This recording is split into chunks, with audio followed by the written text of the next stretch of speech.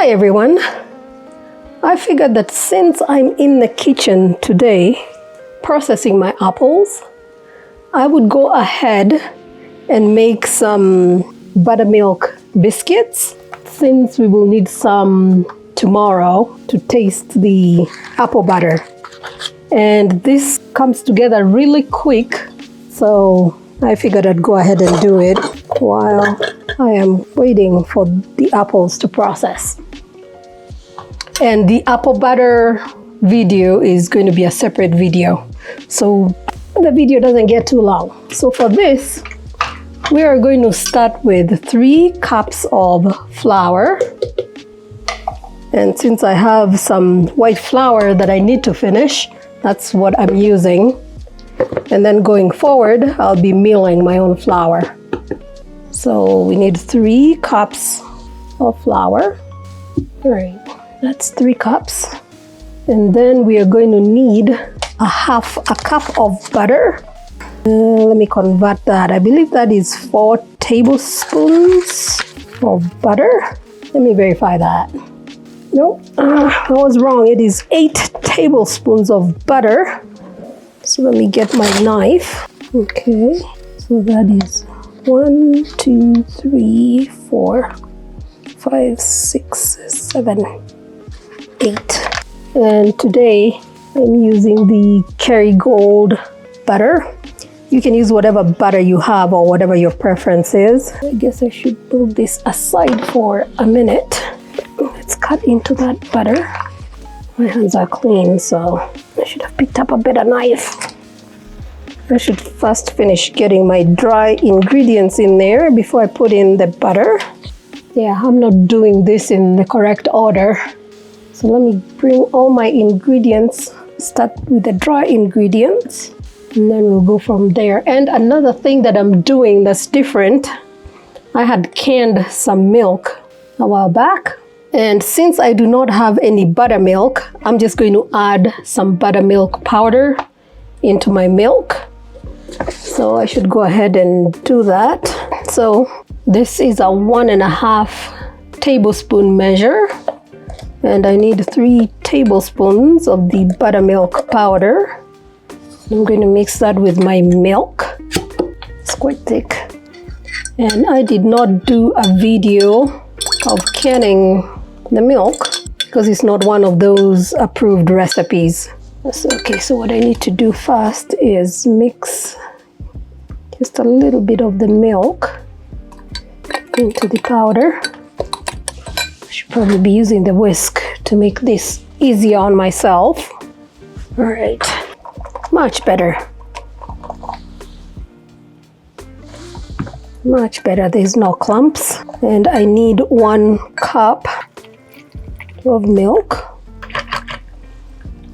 We're going to need a cover for that milk, whatever we're not going to use right away. And the milk that I used, well, the milk that I canned, that's the milk that I normally get. So now we can put that milk aside for now. Put the remainder of it into the refrigerator. Put that aside. And now we can go back to our dry ingredients. So that is 3 cups of flour. And then we need 1/2 teaspoon of the baking soda. And then I need 2 teaspoons of the baking powder. I need 2 teaspoons. Get that mixed in there. And then we can get our butter, 1/2 cup of butter, into the dry ingredients. Put away the butter. So this next step, you can use your hands, but that makes the butter warm up really fast. So this is what I use. And we just want to mix it in and get that butter incorporated with the flour. And you can use your hands, like I said. You just have to work a little bit faster because you don't want that butter to get all melted. I'll show you here the consistency that we are going for. Oh, you know what I did? I did not get my tablespoon of sugar incorporated in. So there's my tablespoon measure. And I like using brown sugar. You can use white sugar if you prefer. Here's 1 tablespoon. And I'll show you why I like using the brown sugar. Get the butter that's stuck. All right, I think I have the consistency that we are going for. Let's get that out of the way. So that's the consistency that we are going for. And you can see how big the butter, that's how big the butter is. And I'll bring this a little closer so you can see it. So the next step is to get in that milk. And this part goes really fast. So get the milk in.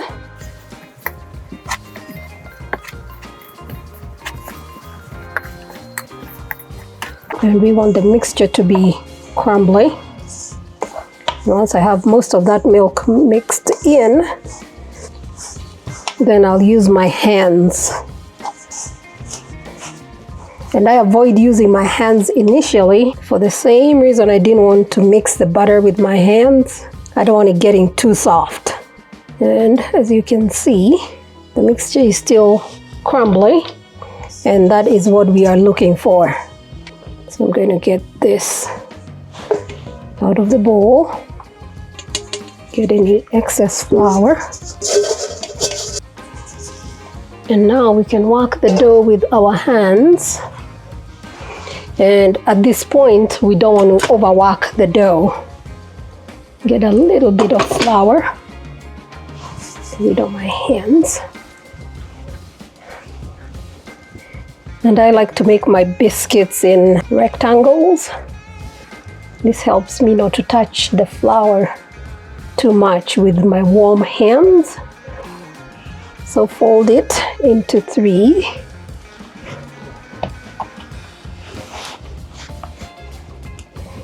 Just a little bit of flour. And I'm going to start building that rectangle. Fold it. And I'm going to do this one more time.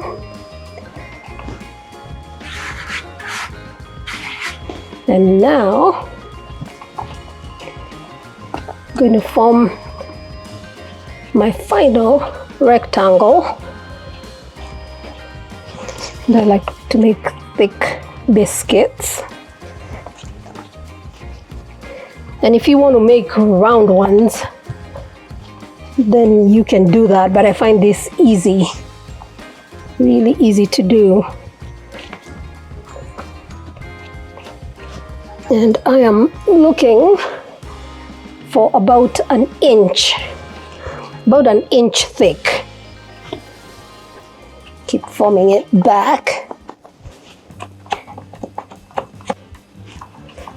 Make sure you have no sticking. All right, I'm going to cut this into half. And then cut it into half again in the other direction. And then cut that into half. And that into half. And you have your 8 pieces. And now we're going to put this in a pan, and I'm going to put it in the freezer. And once this has sat in the freezer for about an hour and they're completely frozen, then I can put them in a bag and I can seal the bag. All right, let's get this onto my pan. Should have done a better job cutting. All right, so that is ready to go into the freezer, and it takes it about 2 hours for them to freeze completely. And once they're frozen, I'll put them in a Ziploc bag. And I will go back to the apple butter recipe. All right, So the biscuits are ready. That's what they look like. Let's get one on the plate. And there's the apple butter. We also have some gravy. And we also have a piece of sausage. I hope you enjoyed this. Bye for now.